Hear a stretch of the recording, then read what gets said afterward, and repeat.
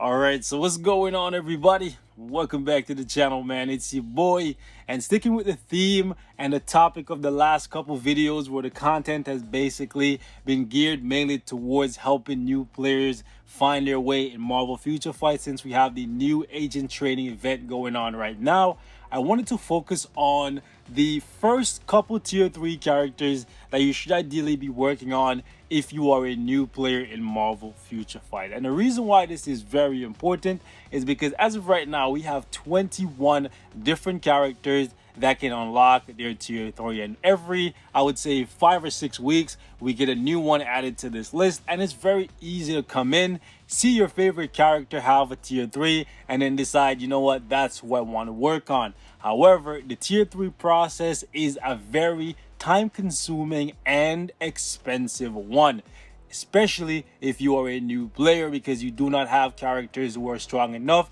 to complete War Boss Ultimate, so you can get CCF, Black Antimatter, and all the other items that you need to have to develop these characters. And you do not want to invest in characters and then come to find out that they're absolute garbage, because then you've effectively wasted a lot of time when you could have invested that time into a better character that could help you get your next tier 3 even faster. So that's why a video like this is here for you. Now, keep in mind, everything I say on this channel is my opinion and mine alone. As it stands, I have 20 of the 21 tier 3 characters in the game, so I've had plenty of time to play with them, and from there I can give you guys my 5 that I would pick right out the gate if I was restarting this game with a brand new account. However, I encourage you all to take the information I'm going to provide for you guys here today and then make your own decision. However, the tier 3 characters that I chose here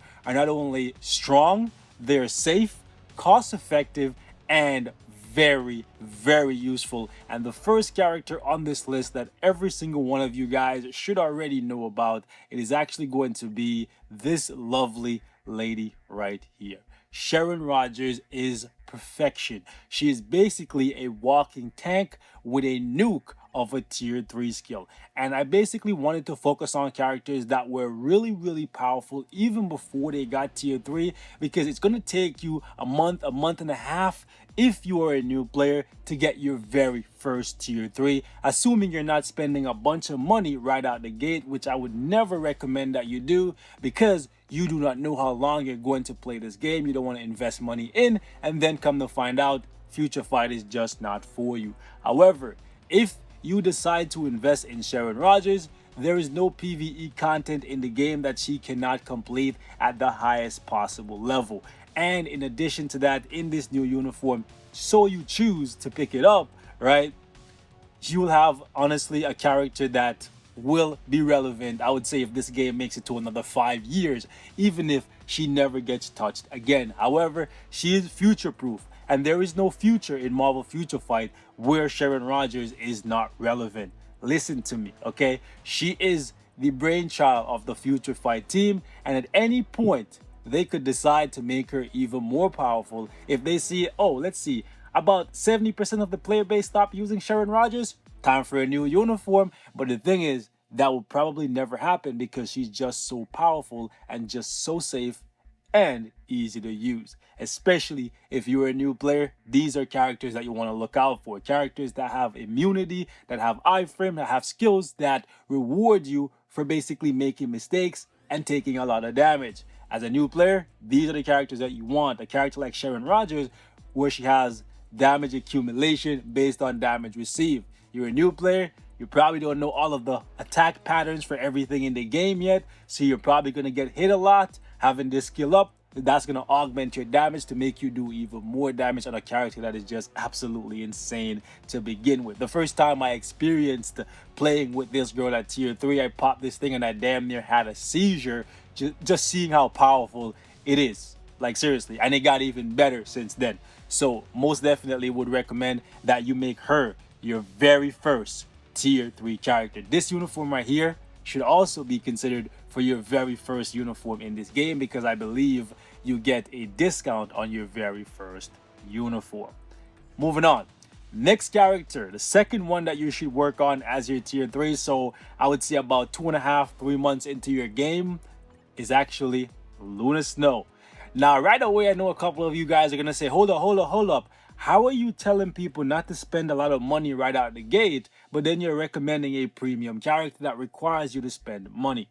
The thing is, as a new player, you get the option to choose Luna Snow because she is absolutely amazing. And even if you don't choose her, her event battle will come back at some point, and from there you can use rank up tickets on her, get her to tier 2, because trust me, just like her sister, she's a brainchild of the Future Fight team, so at any point they could decide to make her even more powerful than she currently is. And the thing is, I don't see a point in this game where people stop using her altogether. She is extremely safe. She has multiple, like 4 different ways to heal herself, right? These are characters that you want to look out for when you are a new player.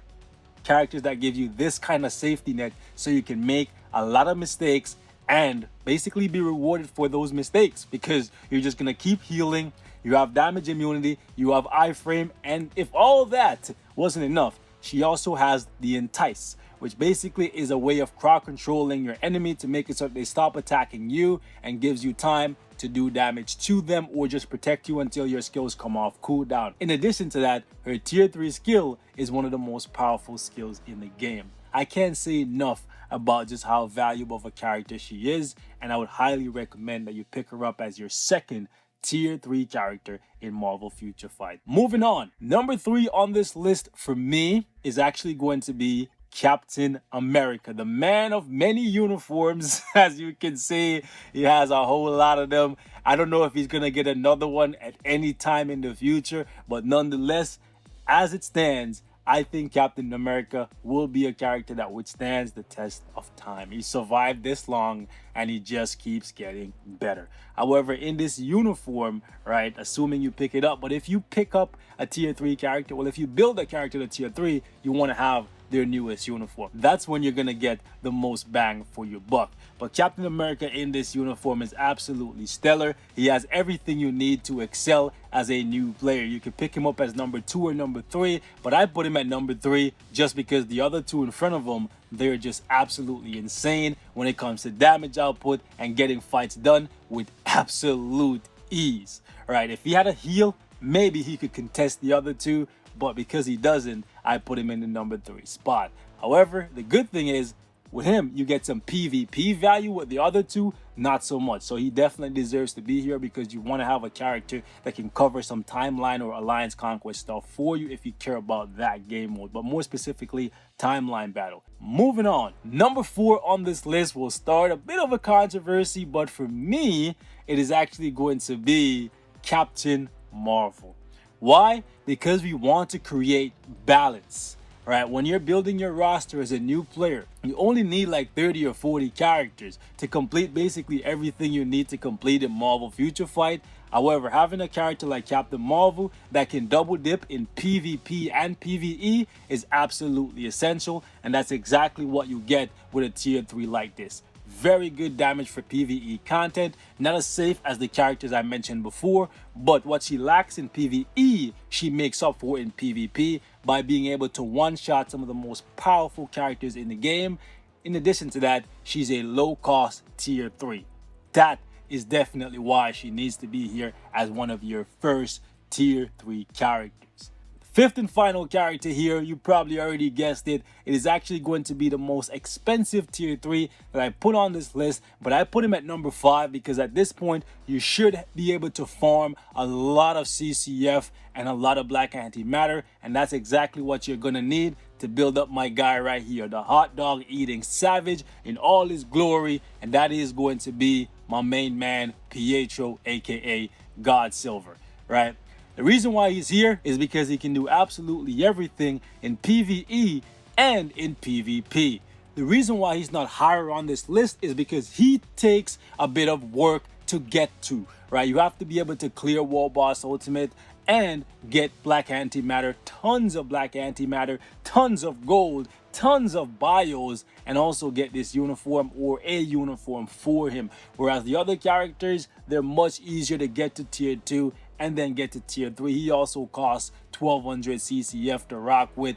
But once you get him, he'll be able to balance out your PvP roster and your PvE roster. So he definitely deserves to be in the first 5 tier 3 characters that you make in Marvel Future Fight. I know some of you guys are gonna say, hold up, wouldn't it have been a better idea to go with somebody like Thanos for your 5th, or Apocalypse for your 5th, or Jean Grey, for example, or Doctor Strange, or Deadpool? You see, the thing is, as a new player, you're going to be, like, seriously, if you're not, you should, all right? You're going to be actively working towards people like Jean Grey, people like Doctor Strange, people like Deadpool, while you're working on these characters, because the epic quest is going to take you a little while. You should prioritize these other characters over these guys, especially Deadpool, just because the best version of Deadpool is this Lady Deadpool in her holiday uniform. However, right now, this uniform has some exclusivity to it,